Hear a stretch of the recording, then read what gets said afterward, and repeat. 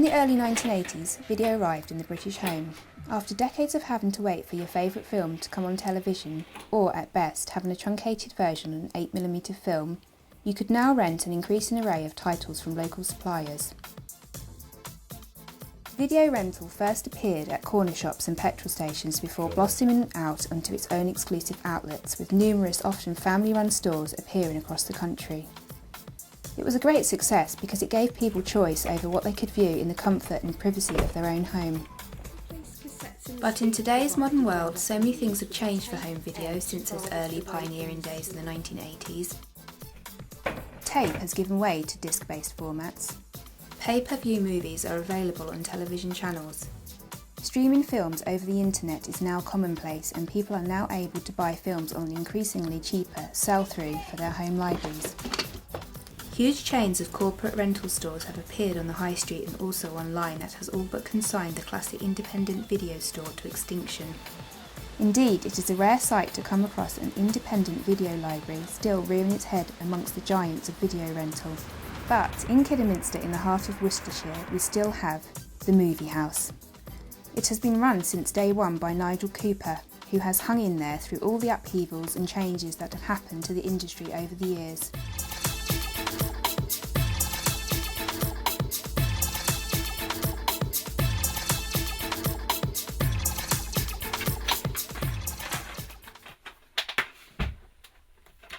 Hello, my name is Nigel.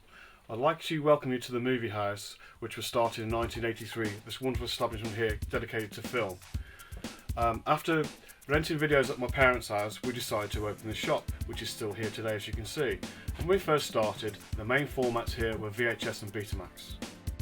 I'd just like to take a few minutes to talk about the early days of video, where people used to be so excited to come into the video shop that they could get the latest releases that they'd missed at the cinema. When they're released on video, people could come and get them. Also, there was a lot of old films where people could come and rent if from years gone by they wanted to see these films again. Instead of waiting for them to go on television, they had the chance of coming to the video shop and renting these films. But also, obviously, there was only terrestrial television, only had the 4 channels for people to choose from in those days anyway. The Movie House was the third video rental store to open in Kidderminster. J&H Russell, a TV and hi-fi sales and repair shop in Coventry Street, was the first to introduce videotapes, and we spoke to Ian Russell, who was in charge of the rental department. It escalated to a fair few shops in Kidderminster. There was us, there was Television, there was Gogglebox, and of course Nigel. He was there at nearly at the very beginning, and he's still there now, and he's still servicing the local community for local people. Now I'd like to take you to 1985. This was the time of the Video Recording Act coming in. This was the time when a lot of videos were disappearing off the shelves. The government wanted to get rid of films that they deemed that people shouldn't be allowed to see, so obviously they invented this Video Recording Act of 1985, where all video companies had to supply their films and get them reclassified for certification to go back out to the general public. A lot of these films were refused, so obviously these films disappeared off the shelves. Through the trade papers, we'd been hearing, and in a little bit in the main papers, but through the trade papers, we were hearing all this underground thing going on about everything having to be certified, and then the name through Mary Whitehouse was Video Nasty.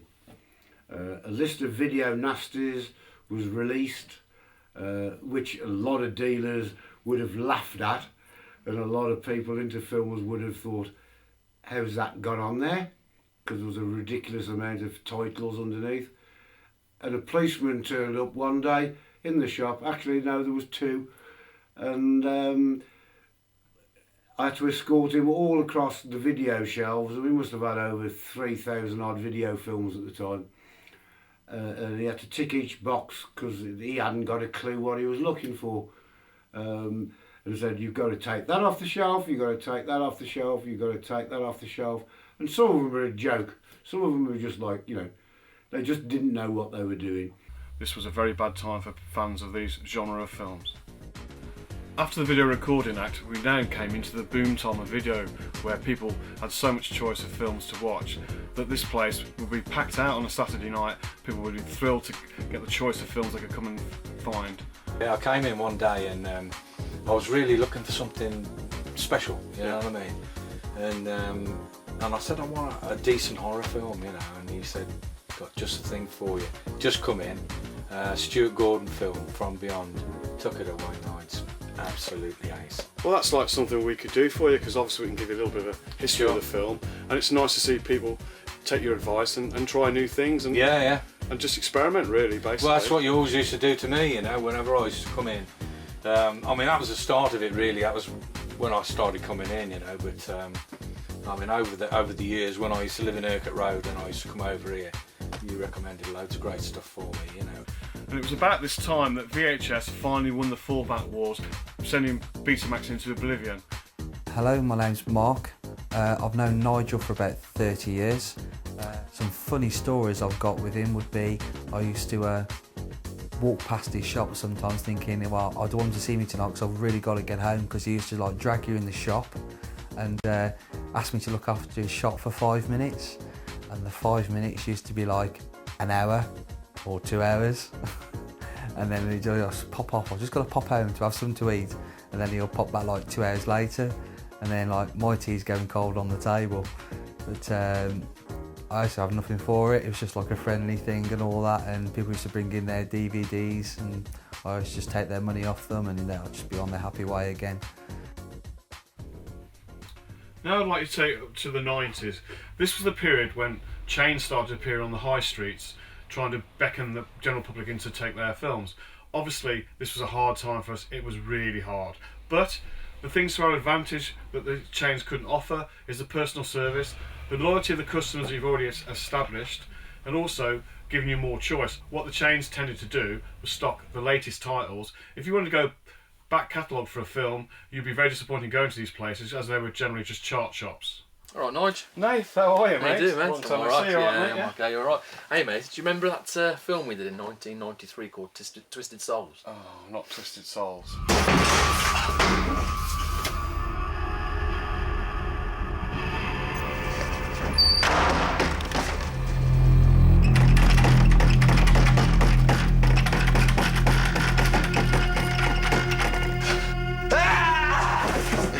Yeah, well, do you remember the villain was named after you? Oh, yes, I knew they'd do that. I'm just not a villainous person. I don't know why anybody would name a villain after me. Mr. Cooper, your sins will be returned upon you.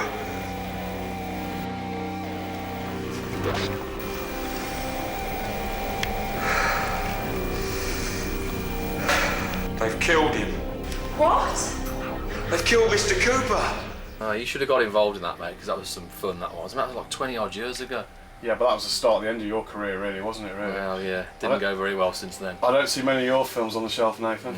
Nah, that was the only one, I think, but you never know, mate, you might do a sequel. Of course, the end of the 90s, this was the period of DVD coming into prominence. It took a while to get going, but obviously DVD has become the phenomenon it is now. It's like every day. I mean, you need a certain amount of regular customers, you need a certain amount of floaters each week to make things good. It's when you don't get to either, there's the time to worry. So, I mean, every day is different. I could never open my door and say it's going to be a good day or it's going to be a busy day today. Every day is different. All right, Nige. All right, mate. Also, something we concentrated on, as well as having all the new releases, was we buy back catalogue films on DVD, where obviously the chains would just have the new titles.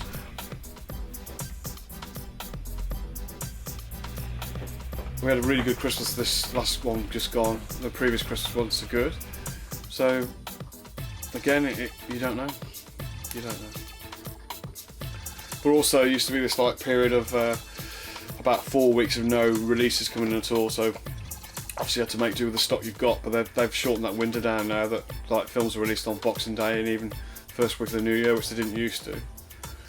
My name's Vince. I've been a customer of Nigel since I was about 13 years old, so that's 25 years. My uncle originally brought me up here, who's a mate of Nigel's, and over the years I suppose that means I've become a mate of Nigel's. One of the reasons that I'm still coming here after 25 years, or perhaps a lot of the reasons, is the fact that it's always had a huge choice of films. Nigel's always been a lot more of an informal kind of like proprietor of his shop. Best way I can put it is it's the difference between going to MFI or an antique shop. You know, he caters more for the film lover. There are films that you wouldn't find anywhere else here in either of the big kind of like rental chains. I know because I used to work for one very briefly, and even though that catered for a certain kind of customer, it wasn't the same as coming into a very small, very intimate shop where there's a bit of character and a bit of personality. So how does it feel being the very last survivor in a once thriving market that is now disappearing into nostalgia and memory? We asked Nigel how he found the business nowadays. It's good. It's good and bad. And you think different sort of ways, and like you think, great, you're the last one left. You're going to get all that trade, and it doesn't really generally work like that. You know, I mean, one of the chains closed, and everybody said, "Oh yeah, you're going to boom in," but it never really did. And you're thinking your takings haven't really sort of improved that much. Just thinking, what's their takings going to be like if you expect to get their takings as well? You know, their takings must have been pretty not as good as they expected. Yeah, we were making a film called Leon's Broken Mind, and we were looking for a 1980s video shop because that's the type of film we were making. We wanted it to look like it was from the 1980s. And then I come across a guy called Nigel Cooper who lives in the same town as me in Kidderminster, and it was a perfect location. Everything was great, and Nigel himself was a fantastic guy. All the help he gave us was brilliant, and it's worked really well in the film. And with the 80s type of shop that he's got, it's like an independent outlet. So it is as it was in the 80s, and it was ideal for what we were using. And ironically enough, the type of film that we're making would have probably ended up on the shelves if we were in the 80s now. These days, there's so much competition where people can download their own films on the internet, watch what they want to do. There's pay-per-view, television, satellite. So many different mediums of people having films. Is there a need for us to be here? I still think so, because people can come in and ask you questions about films. What do you recommend? Give you a description of a film. Can you tell them what the film is? Yes, we can do that. Can these other mediums do that? No, they can't. So I think there's still a place for us here. But as I say, why do I keep carrying on? That's the love of films. Perhaps because we've been in it so long. But all I can honestly say, I hope to be here for a lot longer. This is definitely the last movie house.